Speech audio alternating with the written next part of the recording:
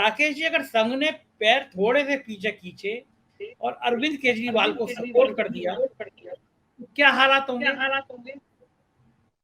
देखिए, आगे हालात क्या होंगे उस पर हम बाद में बात करेंगे। विवेक जी ने बड़ी गंभीर चिंताएं नरेंद्र मोदी और अमित शाह तक पहुंचा दी हैं। अगर जैसा कि 4 PM पर नजर रहती ही होगी तो ये बात उन तक पहुंच जाएगी।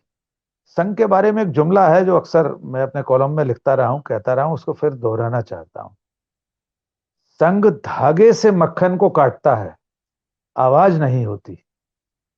तो हो सकता है विवेक जी जो कह रहे हैं वो धागा मक्खन को काटने के लिए चल पड़ा हो, और वो आवाज नवंबर दिसंबर जब भी गुजरात में चुनाव हो तब बे आवाज मक्खन कट जाए। लेकिन गुजरात की वर्तमान स्थिति पर बात करते हुए आप अतीत को नहीं भूल सकते। अतीत यानी पिछला विधानसभा चुनाव 2017 में भी भारतीय जनता पार्टी का प्रदर्शन संजय जी कोई बहुत अच्छा नहीं था। सीटों के जिक्र कर रहे थे विवेक जी, 100 का आंकड़ा नहीं छू सकी थी भारतीय जनता पार्टी, जबकि महामानव नरेंद्र मोदी को प्रधानमंत्री बने 3 साल हो चुके थे।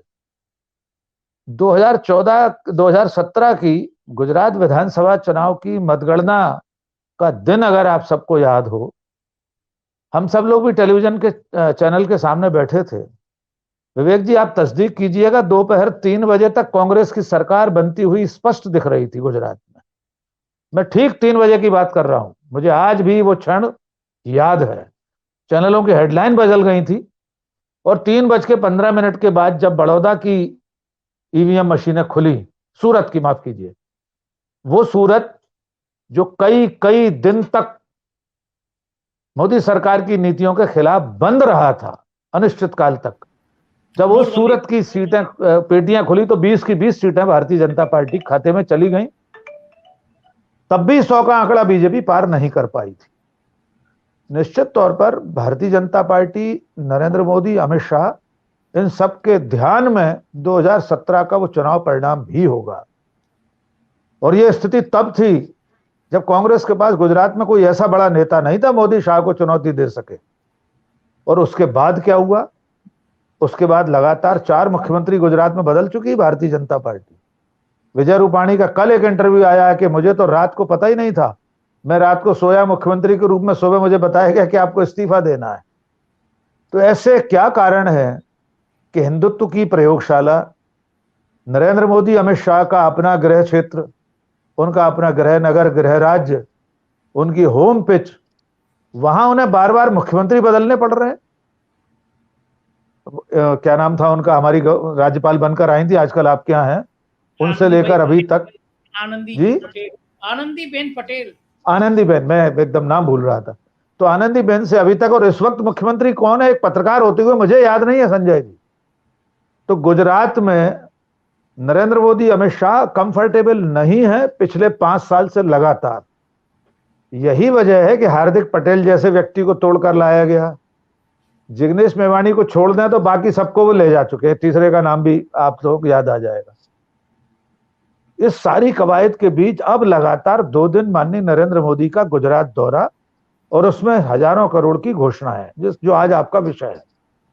मैं इस बात से सहमत हूं, शायद डॉक्टर अनिल जी ने कहा था या विवेक जी ने कहा था कि चुनाव के समय सरकार में बैठे जो लोग होते हैं, चाहे वो कांग्रेस की सरकार रही हो, इंदिरा गांधी भी ऐसी बड़ी बड़ी घोषणाएं करती थी, लोक हितकारी घोषणाएं, योजनाओं का ऐलान एक सामान्य राजनीतिक कवायद है। लेकिन नरेंद्र मोदी जी इस मामले में भी महापुरुष हैं। आपने शुरू में अपने इंट्रो में बिहार का जिक्र किया, इतने 1000 करोड़ कर दूं, फिर 1 लाख करोड़ तक शायद वे पहुंचे थे, पता नहीं 1.25 लाख करोड़ की घोषणा की थी। फिर भी गुजरात में स्थिति बहुत अच्छी नहीं रही थी। हालत ये हुई थी कि संघ पर फिर लौटता हूं कि माननीय सरसंघ चालक ने आरक्षण को लेकर चलते विधानसभा चुनाव में बिहार के एक सुरसुरी छोड़ दी थी, और उसी का नतीजा हुआ कि बीजेपी को बहुत कामयाबी नहीं मिली। तो मुझे ऐसा लगता है कि गुजरात के बहाने अगर संघ मोदी शाह को घुटनों पर लाना चाहता है, या थोड़ी सी उनको उनकी हैसियत दिखाना चाहता है, कट टू कट उनका साइज करना चाहता है कि जो हिमालयन एक इमेज बन गई है नरेंद्र मोदी की, लार्जर देन लाइफ, उस इमेज को छोटा करने की कोशिश। लेकिन मैं एक चीज में थोड़ा सा मतभिन्नता विवेक जी रखूंगा। अटल जी की सरकार को लेकर संघ का जो रवैया था, आपने कहा कि हिंदुत्व के मुद्दे पर संघ संतुष्ट नहीं था, तो इस मामले में नरेंद्र मोदी तो संघ की लाइन पर चल रहे हैं। हिंदुत्व के एजेंडे में कोई कमी नरेंद्र मोदी ने नहीं रखी है। मुसलमानों को जितना दबाने का काम हो सकता है किसी भी बहाने से, चाहे वो पीएफआई पर बैन लगाने का मामला हो या कुछ भी हो, कपड़ों के आधार पर पहचानने की बात प्रधानमंत्री करते हो, उनके मंत्रिमंडल में बैठे लोग गोली मारो सालों के बयान देते हो, तो मुझे नहीं लगता संघ इस नाते उनसे खफा है। संघ दूसरे कारण से उनसे दूर हुआ है। हिंदुत्व के एजेंडे पर तो मोदी चल ही रहे हैं, लेकिन मोदी ने संघ को छोटा करने की कोशिश की है।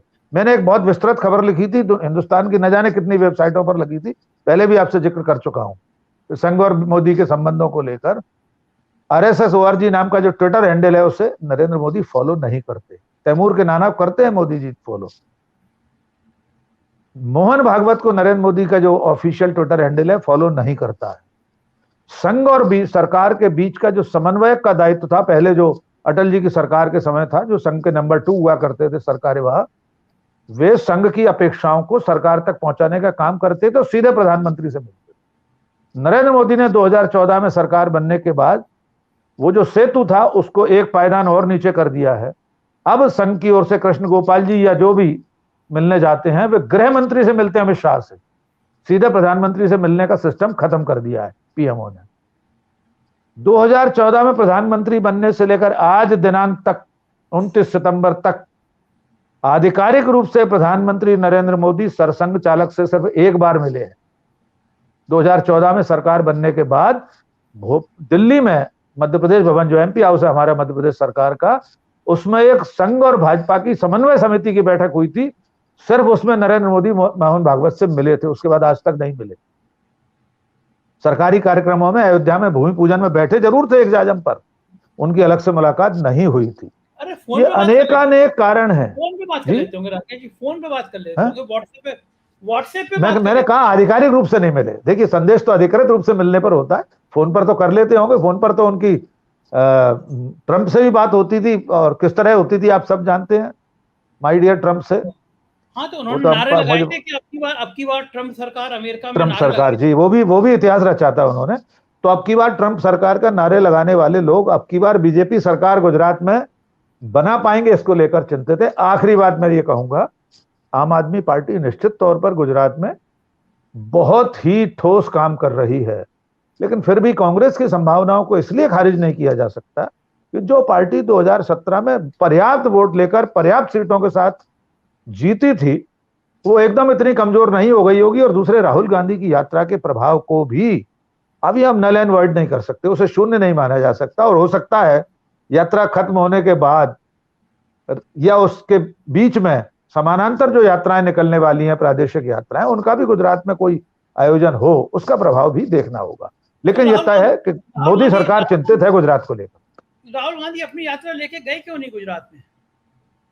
देखिए, इसको लेकर कई बार जिक्र हुआ है, और मुझे लगता है कल जयराम रमेश ने इसका बड़ा अच्छा उत्तर दिया था कि पूरी तैयारी सीधी एक रेखा में की गई थी, उत्तर से सीधे दक्षिण से उत्तर की तरफ, पूरब से पश्चिम के लिए बाद में यात्रा की जाएगी। और हो सकता है उन्हें ये लगता हो कि गुजरात में बहुत ज्यादा संभावना नहीं है, तो काय को टाइम खोटी करना वहां जाकर, इसलिए सीधी रेखा में एक यात्रा शुरू की गई है। और बाकी ये गलती कांग्रेस की, अगर उन्होंने गुजरात को नहीं जोड़ा।